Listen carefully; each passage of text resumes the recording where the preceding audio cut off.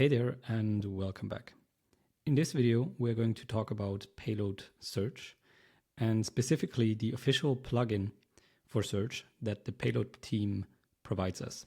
Now, obviously, search is a very important topic for nearly all applications. There are a few options when it comes to how you can implement search in Payload. The first and simplest option is the default one. So by default, and that happens, for example, in the search bar above a collection table, all searches are just performed as a regex-like query on a specific field or multiple fields. So in the payload configuration, for example, you can define something called list searchable fields, and that's just an array of fields that should be searchable in the admin panel. And all the payload does is, as I said, perform a regex-like query on that specific field. Now, the second and a bit more advanced way is using the Payload Search Plugin. And what that will do is it will create a separate collection called search or search results. And that can be queried the exact same way as a normal collection. So you can use a like query, you can use all of the other filters, greater than, less than, equals, not in, etc. But it gives you a lot more options that I'm going to talk about in a second. The most advanced way is using a third party that is dedicated to search and that you can sync to your payload collections. One of them, and that's an easy one, is MongoDB Atlas Search. It comes by default if you use MongoDB Atlas, which is the hosting platform for MongoDB, the official one. Now, you can use that with a custom aggregation pipeline. We've shown that in some older videos. However, unfortunately, it makes you, it kind of creates this vendor lock-in for MongoDB Atlas that you can't move away from, because the Atlas search is only available inside of this platform. Other options include, for example, Algolia, which is a paid third-party search provider, or, and we really like that option, MileySearch, which is kind of similar to Algolia, but you can self-host it and it is open source. However, all of them are kind of third parties that you have to set up separately and that are obviously some decent amount of effort to maintain and set up. So in this video, we're going to focus on the second option, which is the Payload Search plugin. Now, what are the key benefits? First of all, and this is one major thing, is performance. The issue is if you have a small collection of, let's say, 50 or 100 documents, you won't really notice any difference. However, if you, let's say, have 15,000 articles that have a lot of information attached to them. So not just like the title and the text content that can be searched, but a lot of metadata, a lot of info. It will be really heavy to run those queries. And this is a major benefit of having this separate collection where you can specifically choose the exact fields that are actually available for search. Also, the plugin enables you to search across multiple collections with priority sets. So for example, if we have a collection blog articles and a collection newsletter, we can give the blog articles a higher priority, which means we can sort the search results for that priority and therefore improve the quality of those listings and results. One other benefit is the search for relationship data. So let's say we have a collection of blog articles and we have a relationship field to the blog author, so the article author. Now the problem is that the author, so for example, the author name, is not stored in the article itself, but in the linked author document. So in the article itself, we only have the ID of that author, so we can't query the document for the author name. If we have our separate collection, we can make sure that the author name is actually synced into that, and we can also query it. Last benefit, and I actually forgot to add that in there, is that it allows you to search across different field types a lot easier.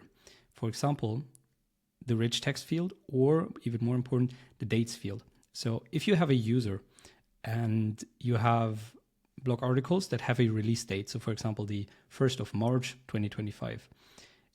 You want users to be able to search for that date as well. And they will probably input it like 01.03.2025.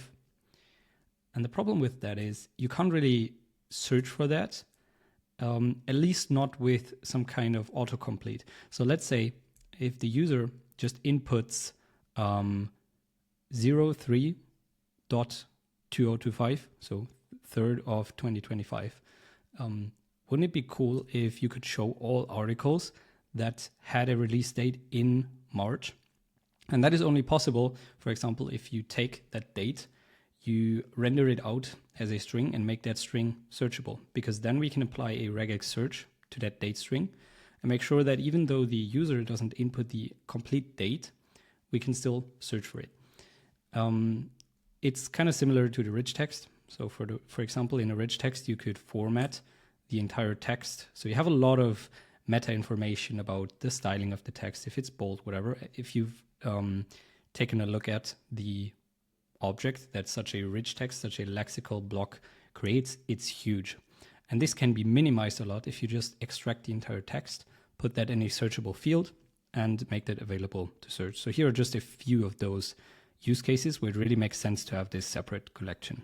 So again, just to touch on another 2 real-life examples, we have 2 collections, blog articles and authors. And authors are linked as a relationship in blog articles.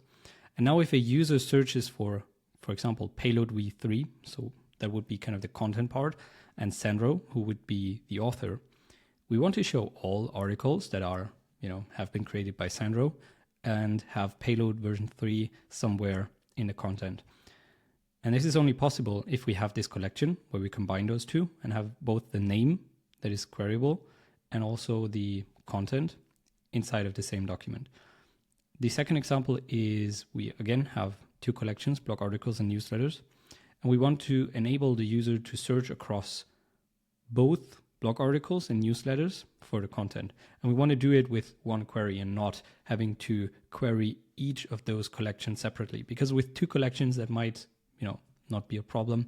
But let's say you have 6 or you have 10 collections, it will be really complex to perform all those queries and really inefficient. So for that, it is better to have one unified collection where we have both all blog articles and all newsletters indexed, and you just have a type. So obviously every search document will have a type. It's either a blog article or a newsletter, and therefore plus the ID, and therefore we know what type of result it is. So let's get started with the practical part. I have prepared a quick demo project here, which is pretty much a default Payload standard project, but I've added 2 collections already, blog articles and blog authors. We just have 2 blog authors, so Sandra from All About Payload and John Doe with a name and their bio. And in addition to that, we have 3 simple blog articles, just some boilerplate text around Payload. Now here I've added a very minimal implementation of a search bar. So right now I can just search for blog articles. So I can say Payload, and it will throw me both blog articles that have Payload in their heading, because I'm only searching for the heading. So for example, I'm just going to show you the implementation really quick. Now this is the simple component. We're not going to talk about this in detail. This will be topic for another video where we are going deeper into custom Payload components. But what this does is it's pretty much the standard select input from Payload that performs a search. So we fetch all blog articles with a certain query object. So actually we're not just looking in the heading. So we're performing a like search, which is the regex search. We're checking the heading and the content, which is rich text, for the search string. That is pretty much it. It is debounds, but that doesn't really matter. So as you can see right now, if we look for, let's say, January, so that's the content in one of the blog articles, we are not going to find it because it's actually not, we can't really perform such a like query on a default rich text. Also, if we check the blog article, let's say the author is Sandro from All About Payload. And if I search for it, there will be no options. Now, even if I go back and add the author, like search, or even author.name, doesn't really matter because the documents, like I said, only have the ID. If I look for Sandro, we're not going to find anything. So let's implement the Payload Search plugin in order to improve this. First things first, we have to install it. For that, I'm going to do pnpm install at Payload CMS plugin search. That will install everything. I just already have it in there. Then we need to go into our payload config, and under plugins, we need to add our search plugin. I'm just going to import it. If it doesn't auto import, you just need to import it manually. So search plugin from Payload CMS plugin search. And the most basic configuration that we can give this search plugin is the collections that it should be applied for. So in our case, that's the two collections, blog articles and blog authors. Now, if we restart our development server, just refresh the page, we're going to see a small change because the search plugin has created a search results collection. Now, if you add this plugin to a new project, this will be empty. So there will be no documents indexed. There were just some documents here because I tested out the functionality before. But the plugin gives you a nice little button up here to reindex specific collections. So we can either reindex blog articles or authors, or we can click on index all collections, and that will just run through it and create an index of everything. Now, every blog article or author that we add after we added the plugin will automatically be added and synced to the index. Now, if we check out this search result, as you can see, it doesn't really do a lot. There's no information in here. Obviously, there's no priority set, which isn't an issue. We only have our doc linked. So we need to add a few more configurations. The first thing that I'm going to do is I'm going to add a second field, because as of right now, we only have the title field. And I want to be able to store title and description for blog articles and authors. So title for blog authors will be the name, and description will be the bio. Blog articles, the title will be the heading, and the description will be the content. So what we're doing here is we're unifying different file types into one so that we can search it and index it properly. To do that, I'm going back, and in our search plugin, we can check out the options that we have here. So we can specify search overwrites. And in this, we can basically overwrite the entire search collection that is created. So we can, for example, we can say fields. And this is a function that will take in the default fields. Okay. And what we need to do here is we need to return an array. And we can, first of all, we can map the default fields so that they are not lost. But what we want to add is a field called, we can call it content, we can call it description. It doesn't really matter. So we can just call it description. Type will be text or text area. Doesn't really matter. Label description. All right. So if we check back here in our search results, we should now have title and description. In theory, we can make this read only as well. It's not really meant to be changed anyway, so we can say admin read only true. That should make it gray, and we cannot change it anymore. The second adjustment that we need to add is we need to customize our before sync hook, that's what it's called, so that we can make sure that the heading from the blog article is saved in the title, the content in the description, and the name for the blog authors is saved in the title, and the bio is saved in the description. So let's go back, and in here, so search plugin, search overwrites, we have an option called before sync. I'm just going to paste this in here. what we get is two props, the original document and the search document. And we also get the collection of that document by calling search.doc.relation_to. Now, the only thing that we have to do here is we need to specify certain cases for a specific collection. So we can say if collection equals blog articles, we can return, and then we can spread out the search document, so what is already existing, but we can overwrite certain things. So we can say title and set that equal to the original doc heading, and the description. Remember, that's the rich text. So what we need to do is, and I added this here, it's just a utility function to extract plain text from rich text. So what we can use here is this utility function. So we call extract plain text. In here we put our original doc.content. Now we need to do the same thing for the collection of blog authors, but for the title we need to return the name, and for the description we're doing the same thing with the bio.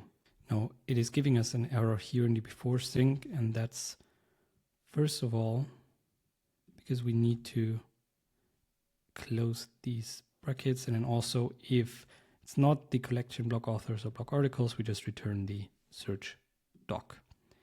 All right, so let's test this out by going back into the admin panel in our search results and just re-indexing all collections. And woohoo, let's just add our description here as well. And as you can see now, we have our title, so it's either the name or the heading of that blog article. And we have our content rendered as just a text into our search documents.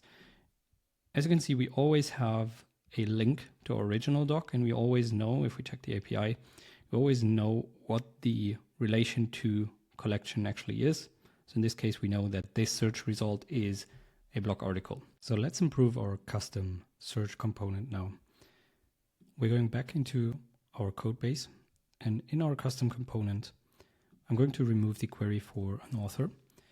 And since we're now not querying blog articles anymore, but search, so the search collection, this is just a mistake, I have to query for title and description.